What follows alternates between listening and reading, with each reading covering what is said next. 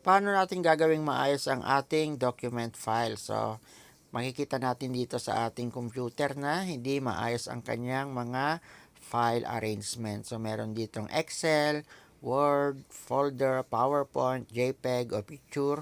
So, gagawin natin dito ay maghanap lang tayo ng space at i-point natin ang cursor. Then, pagkatapos ay mag-right click tayo. Ayan. Pagkatapos natin mag-right click, select natin ang sort by and choose natin ang type. Ayan. Pagka-choose natin ang type, makikita mo magbabago ang arrangement nito. Ayan.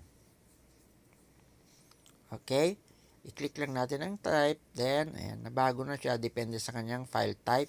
Magkakasama na ngayon ang Microsoft Word, Excel, PowerPoint, folder. Gawin mo ito sa iyong laptop para maayos itong tingnan at madali kang maghanap ng iyong file